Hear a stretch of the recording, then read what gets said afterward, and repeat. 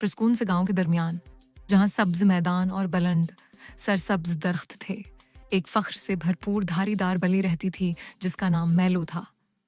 मेलो कोई आम बिल्ली नहीं थी, उसे बीक यार्ड का बादशाह कहा जाता था। उसका निर्म फर, जुमर्दी आंखें और सवालिया निशान की तरह घूमता दम उसे खास बनाता था। मेलो का दिन गार्डन की निगरानी करने, धूप में फैलकर सोने और तितलियों के पीछे खेलने में गुजरता था। उसे तन्हाई, खामोशी और पत्तों की सरसराहट पसंद थी, बिल्कुल वैसी जिंदगी जैसी एक बिल्ली चाहती है। लेकिन एक दिन सब कुछ बदल गया।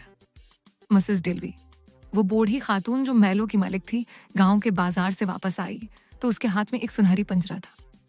पंजरे में एक रंगीन सफेद तोता बैठा था जिसके सिर पर सरख निशान था। मीलू के कान फड़के, इसकी दम हिली। एक परिंदा, उसने आहिस्ता से बड़बड़ाया, पंजरे को शक की नजर से देखते हुए। मिसेस डेल्वी ने मुस्कुराकर पंजरा खिड़की के करीब रखा। ये रेव है, उन्होंने नरमी से कहा। क्या ये खूबसूरत नहीं? तुम दोनों अच्छे दोस्त बनोगे। मीलू ने एक आंख उठाकर देखा। दोस्त? एक परिंदे से? जब से रेव घर में आया, मीलू की पुरामन जिंदगी लटपलट हो गई। रेव बातूनी, चंचल और गीत गाने वाला तोता था। वो सुबह गाता, दोपहर में सीटियां बजाता और कभी कभार इंसानी जुमले दोहराता जो उसने अपने पुछले मालिक से सीखे थे। हेलो डार्लिंग, वो अचानक चिल्लाता। कौन है होशियार लड़का? मैं हूं। मीलू ने उसे नजरअंदाज करने की कोशिश की, मगर रियू को नजरअंदाज करना नामुमकिन था। एक दिन दोपहर को मीलू खिड़की के किनारे सूरज में फैला हुआ सो रहा था। रियू ने ऊपर से नीचे देखा और कहा, कितनी सस्ती है तुम में। क्या तुम दिन भर कुछ करते भी हो? मीलू ने बैठते हुए बुरा सा मुना बनाया। माफ करना, मैं बहुत मसरूफ हूँ। मैं बाग की निगरानी करता हूँ, चूहों को भगाता हूँ। मैं तुम 16 घंटे सोते हो और उसे काम कहते हो, रियू हंसते हुए बोला। जंग छुड़ गई। अगले कुछ दिन छोटी छोटी शरारतों और झगड़ों से भरे हुए थे। मीलू पंजरे के करीब जाकर पुंजा मारता ताकि रियू को तंग कर सके। रियू बदले में मिसेस डेल्वी की आवाज की नकल में चिल्लाता, बरी बली।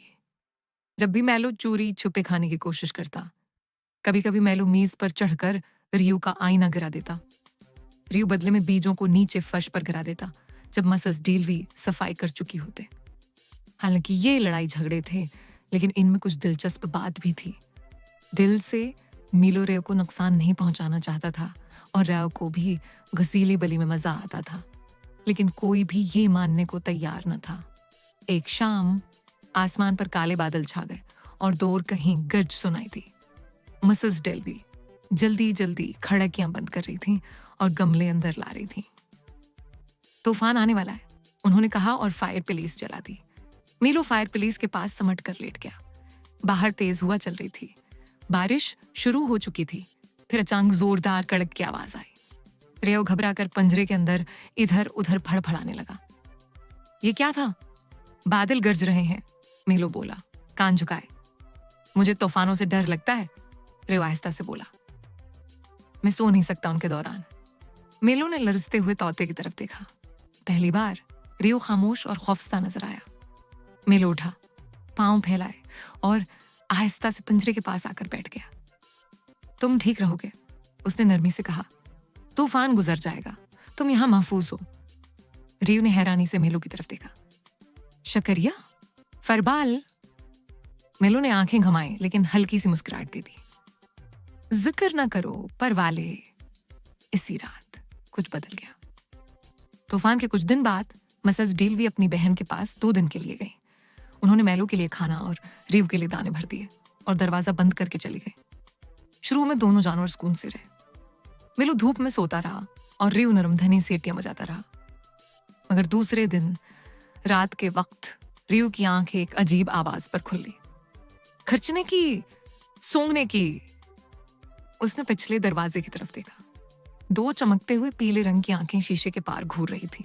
वो एक आवारा कुत्ता था, बड़ा भूखा और खतरनाक। कत्ते ने दरवाजे पर पंजे मारने शुरू कर दिए, घुराते हुए। मिलू, जागो, रियू चीखा। मिलू ने एक आंख खोली। अब क्या है? देखो कहता, वो अंदर आने की कोशिश कर रहा है। मिलू फौरन उठा, पेट खमीदा। उसने दरवाजे की तरफ देखा। हमें उसे भगाना होगा, मिलू ने कहा। हमें एक टीम वर्क करना होगा। मेलो ने दांतों से पर्दे की रस्सी खींची और उसे खोला ताकि पंजरा चमकता हुआ नजर आए। अब तुम हीरे की तरह चमक रहे हो, मेलो बोला। इसकी नजरें तुम पर होंगी, जोर जोर से शोर मचा। रियो ने सिर हिलाया। वो चिल्लाया, भाई बड़ा किता, यहां से जाओ, ये तुम्हारा घर नहीं है। किता और जोर से दरवाजा खर्चने लगा। अदर मेलो दरवाजे के करीब शील्फ पर चढ़ गया। ऊपर एक भारी सा गलदान पड़ा था। जब मैं कहूंगा तुम पंजरे के दूसरी तरफ उड़ना, वो तुम्हें देखकर अचलेगा। ठीक है, रेव ने जवाब दिया। अब जाओ। रेव ने पंजरे के अंदर जोर से परों को फैलाया और दाएं जानब फड़फड़ाया। किता जोर से दरवाजे की तरफ उछला, भौंकता हुआ। मेलो ने पूरी ताकत से गलदान धिका दिया। कड़ाक। गलदान जोरदार आवाज के साथ फर्श पर गिरा, चुकना चूर हो गया। कुत्ता डर के मारे भाग निकला। मेलो और रियो खामोशी से एक दूसरे को देखने लगे। दोनों की सांसें तेज थीं। तुमने हमें बचा लिया, रियो ने सरगोशी की। तुमने मदद की, मेलो ने पंजा साफ करते हुए कहा। हम एक अच्छी टीम है। इसी रात के बाद उनके ताल्लुक में तब्दीली आ गई। अब वो झगड़ते नहीं थे, कम इतना नहीं जितना पहले करते थे। मेलो अक्सर रियो के पास बैठा रहता और उसकी धुनें सुनता। रियो बदले में मेलो की निगरानी पर तारीफ करता। कभी कभी वो दोनों साथ लेट जाते। जब मिसेस डेल्वी वापस आए तो उन्होंने सुकून महसूस किया। अरे वाह, वो हंसे। मुझे मालूम था तुम दोनों दोस्त बन जाओगे। चंद हफ्ते बाद एक सुबह रियो का पंजरा खुला छोड़ा गया।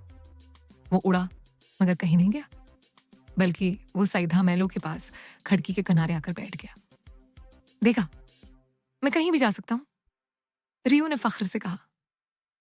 लेकिन तुम रखते हो, मेलो ने जवाब दिया। रियो ने बाग की तरफ देखा, फिर दोबारा घर की तरफ। मिसेस डेल्वी को बुनाई करते जल्दी फायर पुलिस और मेलो को अपने पहलू में देखकर कहा, हाँ मैं रख रहा हूं। इसी दिन से रियो सिर्फ पंजरे में कैद परिंदा नहीं रहा, वो मेलो का सबसे अच्छा दोस्त बन गया। वो कहानियां बांटते, घर का दिफा करते और जिंदगी की छोटी छोटी खुशियों से लुत्फानंदोज होते। एक बली और एक तोता शायद एक अजीब जोड़ी हो, मगर बाज औकात सबसे खूबसूरत दोस्ती वो होती है जिसकी कोई तौक़ा नहीं करता।